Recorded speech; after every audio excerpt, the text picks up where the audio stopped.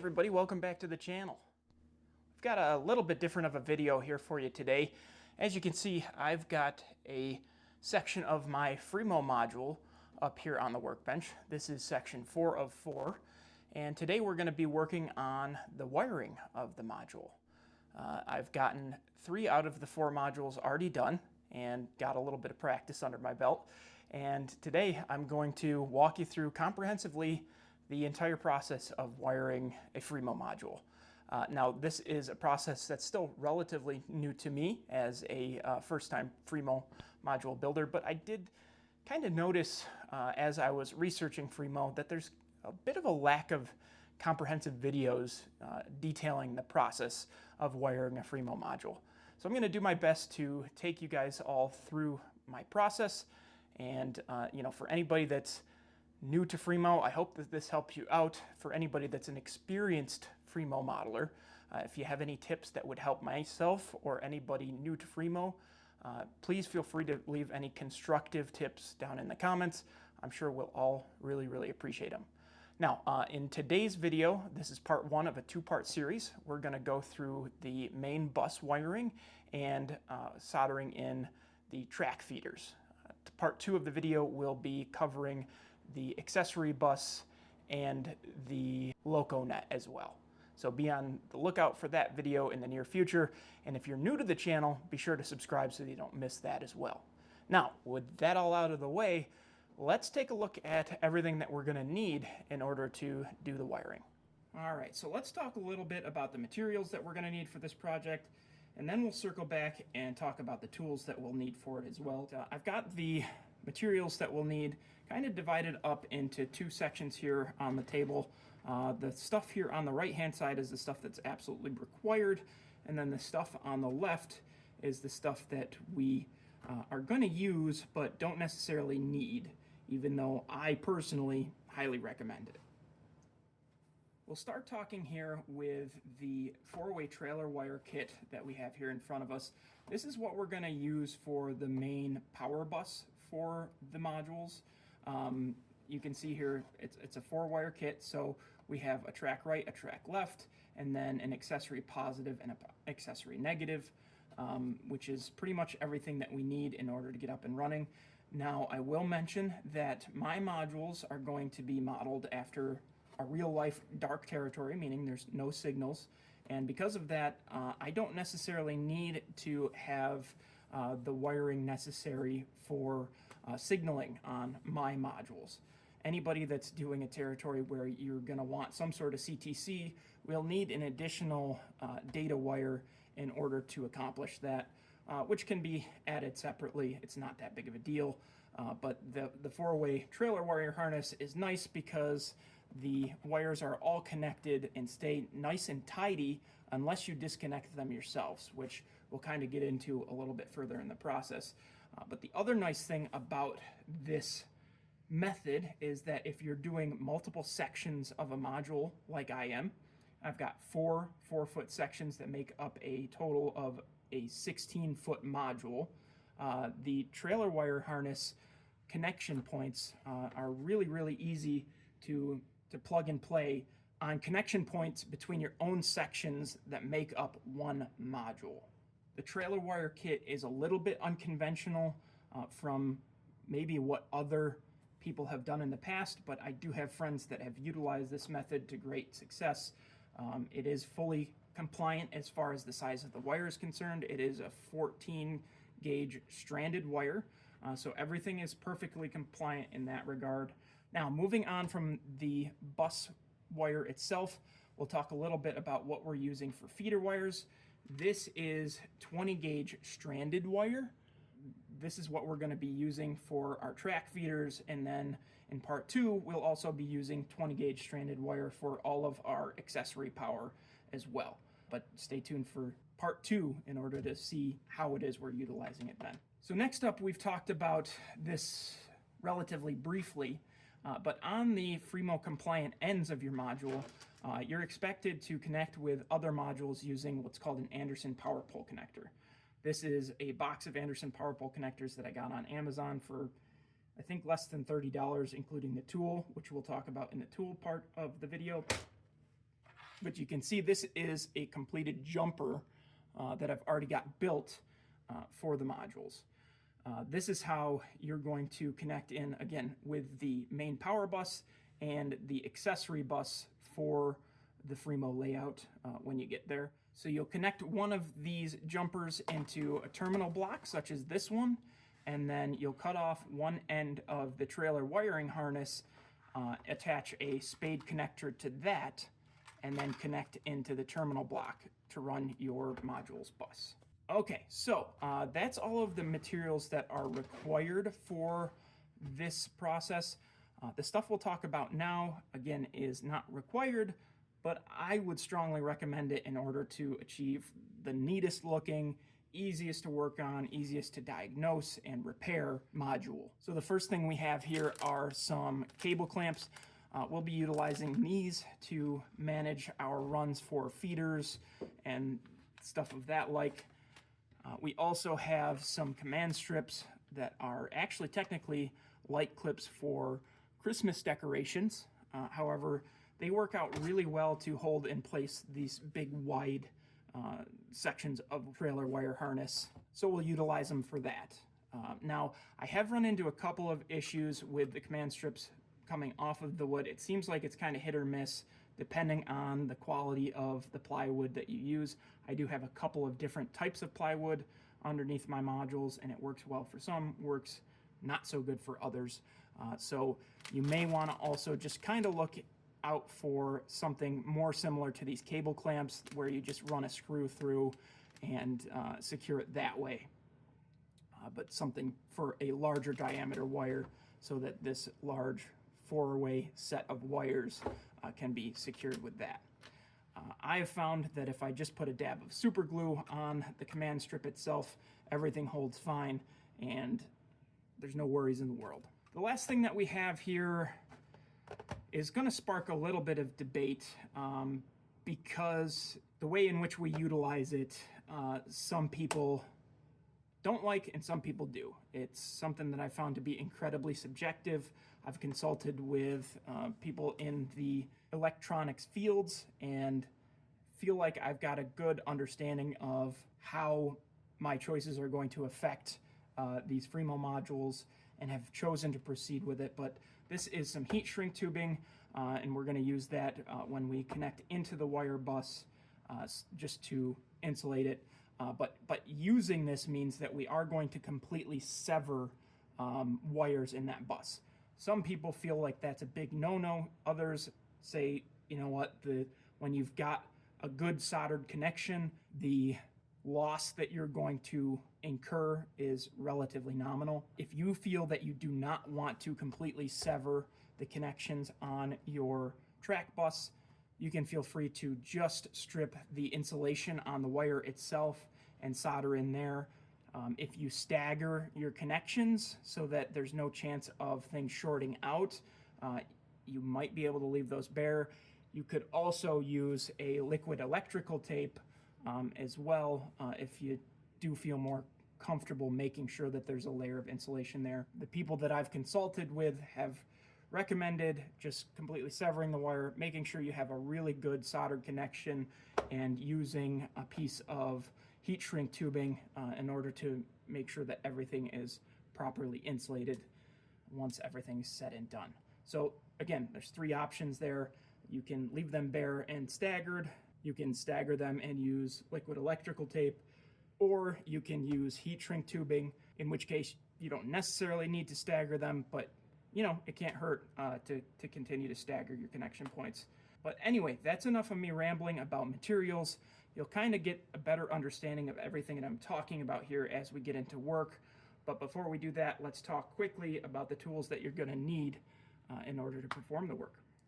All right, so I'll try not to spend quite as much time rambling about the tools that we're using here for the process, but I'll still take you through them here quickly. Up front here we have a couple of different things. This is the specialized crimping tool for Anderson power pole connectors. The kit that I got off of Amazon came with this tool along with the connectors themselves, and I think was under $30. Should give you more than enough for what we're doing here. If you need anything more than that, again, those connectors are available relatively cheaply. I've also got here a pair of wire strippers, just for use stripping wire, obviously, and cutting wire completely. I've got a second set of wire strippers. These ones I usually just use because they've got the crimping end up top, which works well for the spade connectors. As we work our way back here, this is just a drill with a really, really long drill bit. Might be 1/8 of an inch, but it's long because I find it challenging to use a normal drill bit and get through foam and plywood with the length of those ones. So I picked that up. It's served me very well. I use it on the main layout all the time and in this sort of aspect, and it works out well. On the back here, please don't judge me too hard for the battered soldering iron I've got here on the table. This is my tried and true trusty soldering iron. It's been through a lot, been through a couple of moves, got damaged in shipping multiple years ago, and has still stood the test of time. I use that all the time. And then I've also got some lead-free flux, which I'll be using, of course. I've also got some rosin core solder, which I'll be utilizing. And then sometimes a pair of helping hands will come in handy while you're trying to solder wires back together and that sort of thing.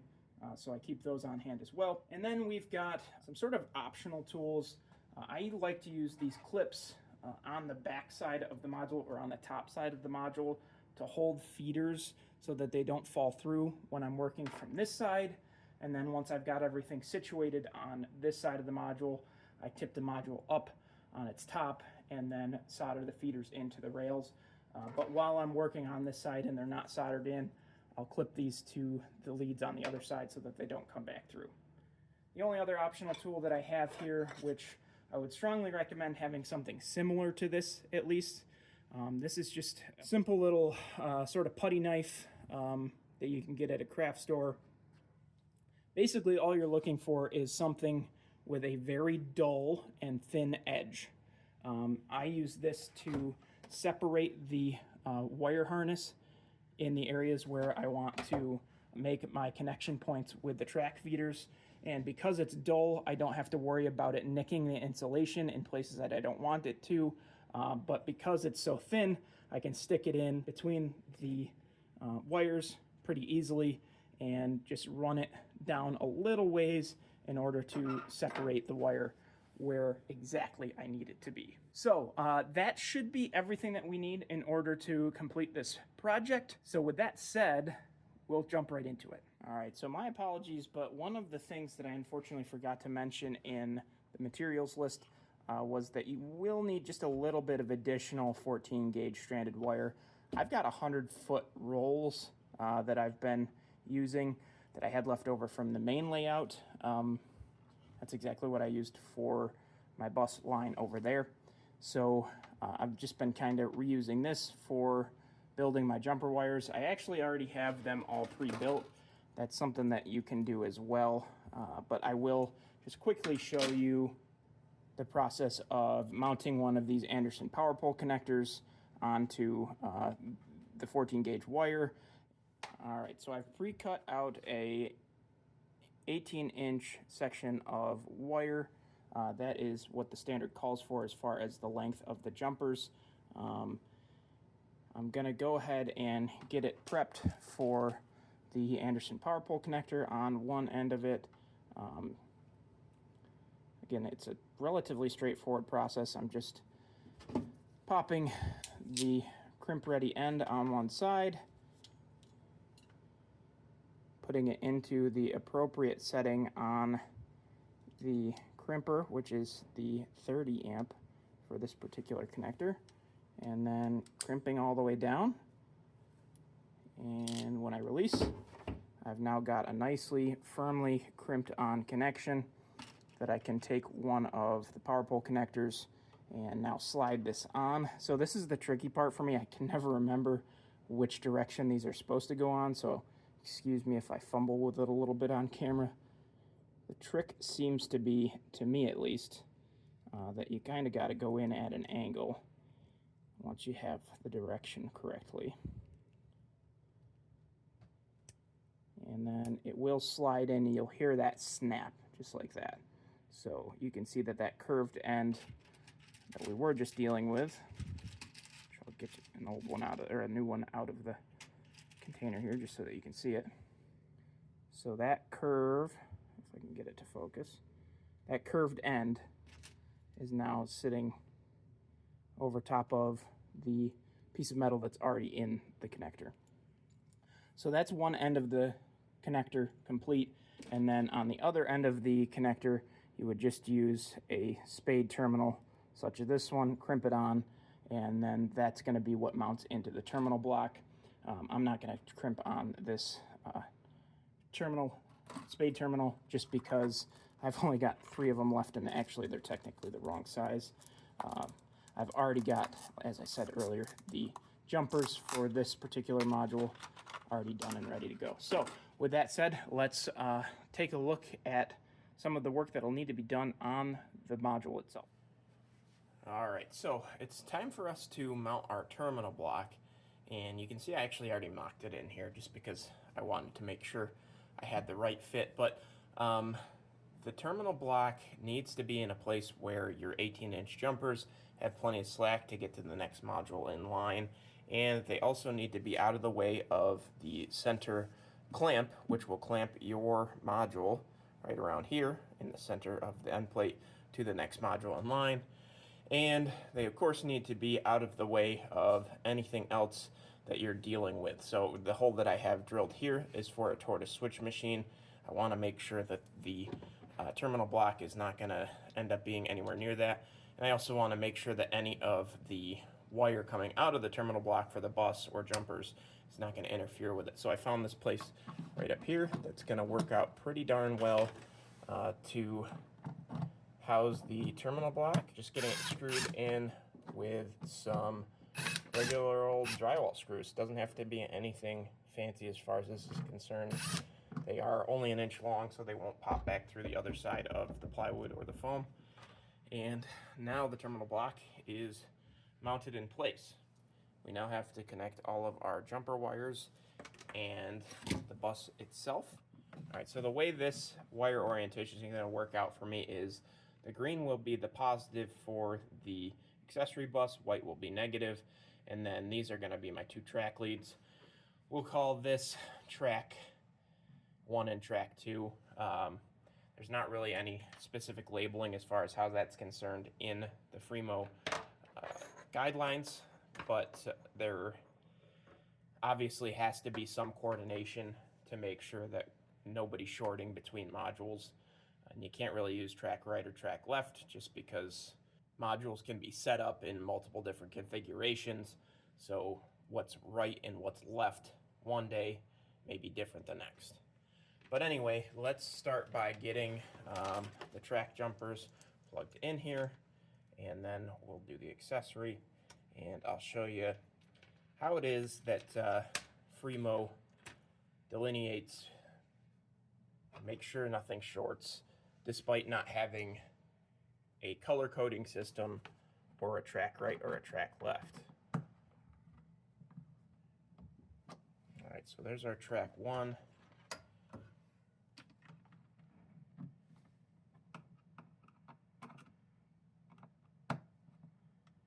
Track 2. There's our accessory positive.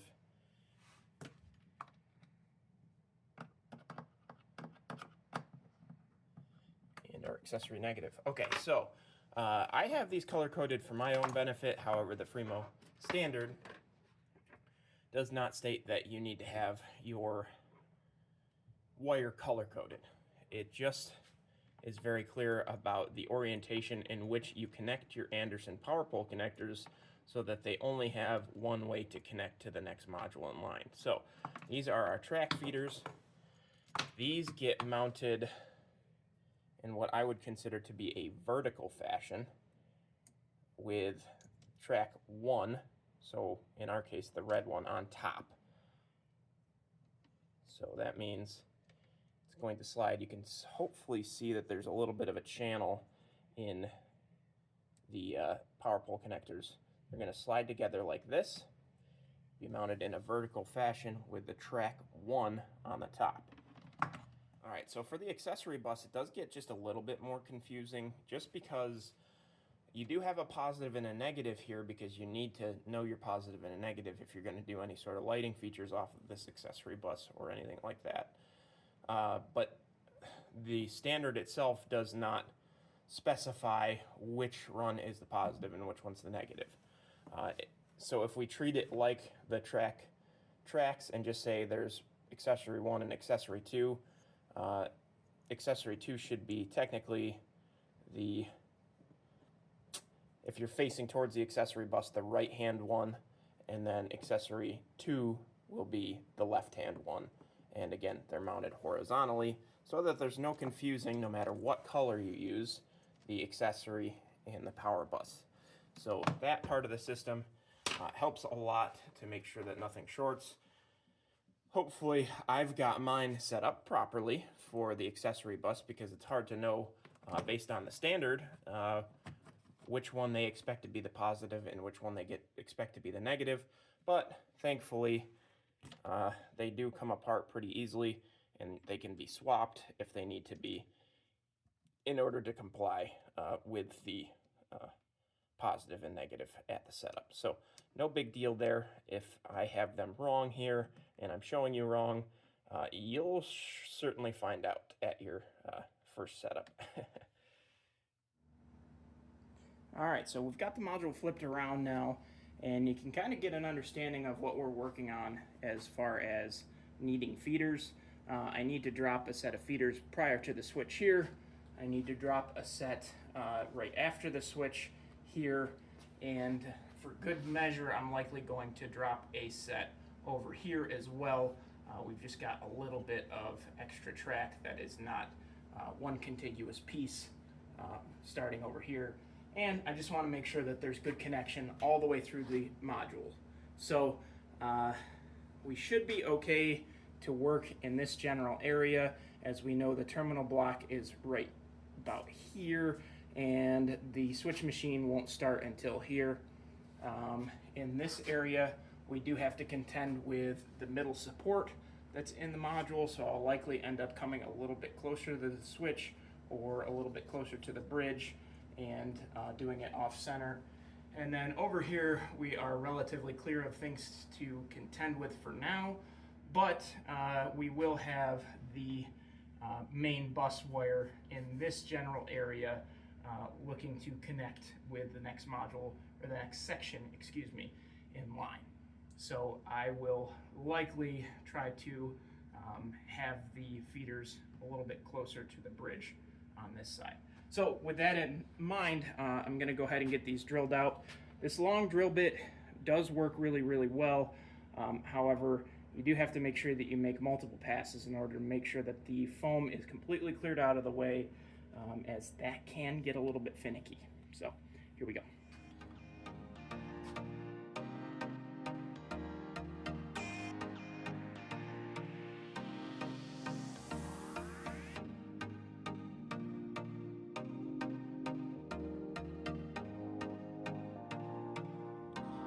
Alright, so we're ready to drop in feeders, but usually you can kind of, with just a little bit of finagling, get these feeder wires to drop through pretty easily, like I just did.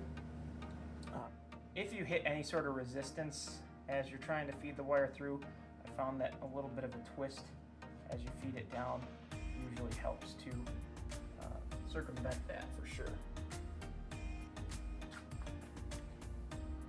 We've got these first two feeders all the way through now, and I'm just going to go around to the other side, make sure I've got enough wire through, and then I'm going to snip them on this side. Alright, we should have enough slack on the other side. I do like to be just a little bit conservative when I snip these on this side. It's always better to have too much wire than too little, that's for sure.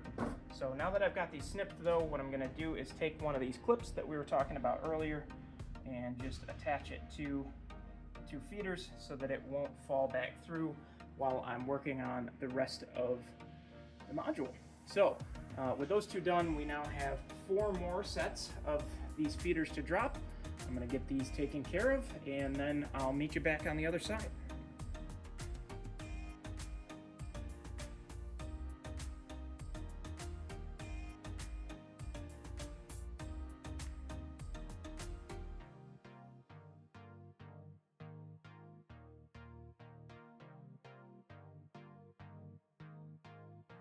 Alright, so let's start to talk a little bit about how we're going to mount in these feeders. And this can be something that you really want to make sure that you plan well, especially when you know there's stuff like a tortoise switch machine that's going to be kind of in the same general area. So I'm going to try to kind of get a good idea of how I want to route my feeders up to the bus before I do so. I think I'm going to bring them up and tie them in somewhere around there.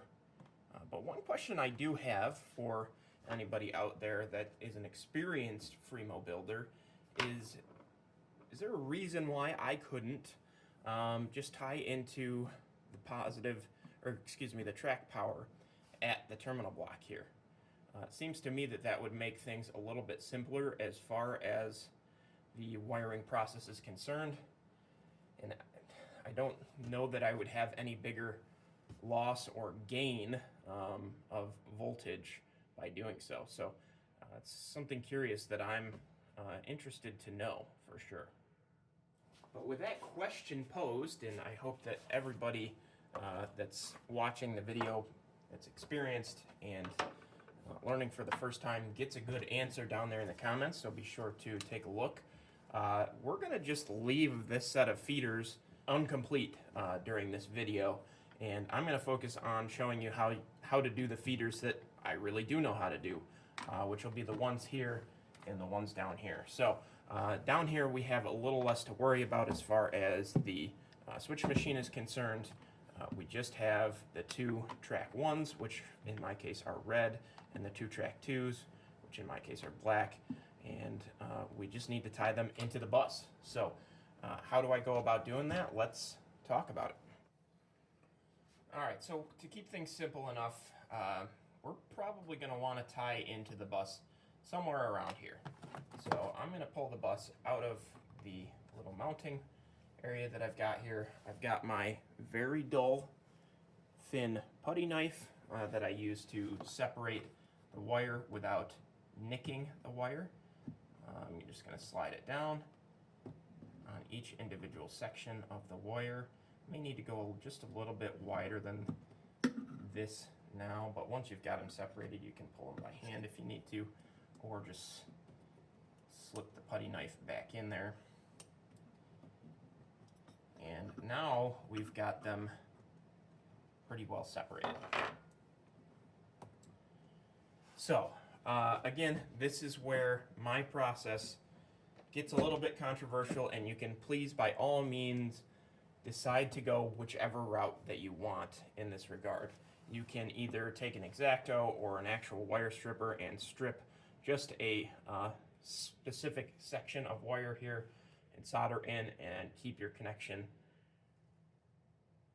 and keep your main bus connection intact, or you can do what I'm going to do, which is going to be to sever the bus. I know that there's differing opinions on the subject. I respect everybody's opinion on the subject, and feel free to do whichever you choose. I, however, am going to sever the connection.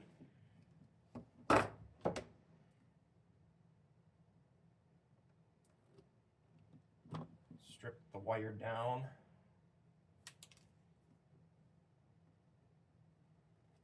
And then I also have a little bit of prep to do with the track feeders themselves. So get those stripped.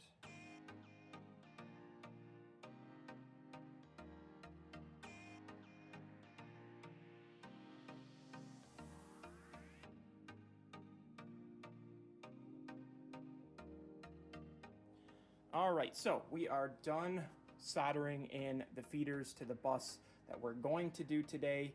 I'm not going to lie to you guys, you know, being new to Fremo and new to even soldering in track feeders, I've tried a couple of different methods here. I thought severing and soldering with heat shrink tube was going to be my preferred method.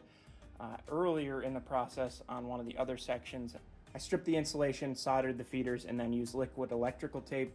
Some people don't like using liquid electrical tape. I'm not a huge fan of it, but I think after struggling with severing the bus wires and getting them back together, I think my preferred method is to just strip, use the liquid electrical tape, and move on from there.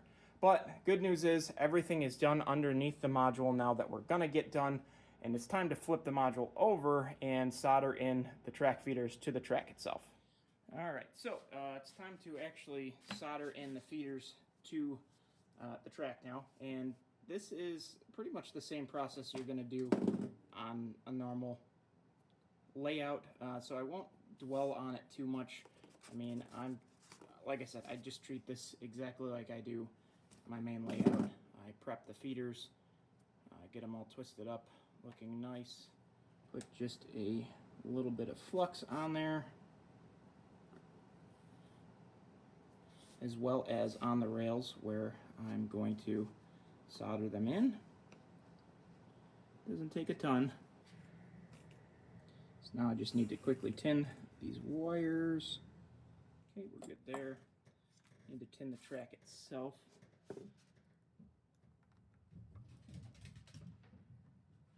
Just gonna bend the feeder at a 90-degree angle, stick the slack through the hole, get it flush up to where my tinned part of the track is. And I usually use my Xeron cutters just to hold track in place while I solder it.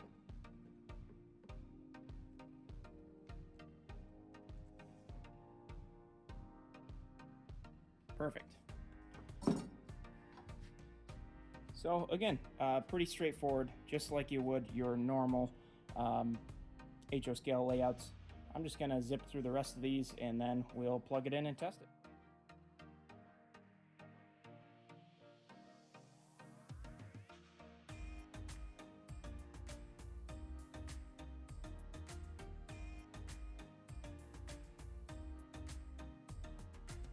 Alright, so do we have a working section of the Fremo module? Let's find out. We've got the RS11 sitting on the previous section of the module, which was already finished, and let's try to just drive it right on.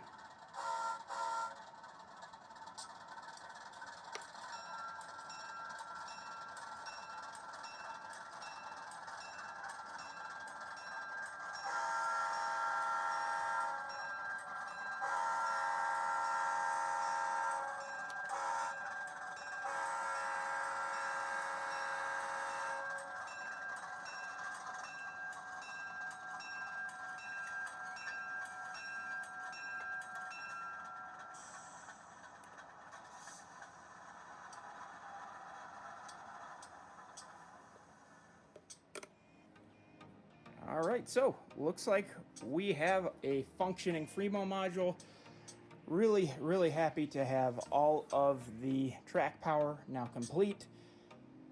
Boy, was this quite the process. As I've mentioned throughout this whole video, I am by no means an expert with track wiring, with Fremo. This is my first attempt at building anything Fremo. So the process that I've taken here certainly may need some refinement. If there's anybody out there that's an experienced Fremo modeler and wants to chime in with better practices, I'm happy to take in that constructive feedback, and I'm sure that everybody else that takes a look through the comments will appreciate it as well as they go on their own Fremo adventures. So again, thank you so much for watching, everybody. Be sure to subscribe. We've got regular layout updates going on for the Fremo modules throughout the rest of the summer, and be on the lookout for part 2 of the wiring series when we do the LocoNet and the accessory bus.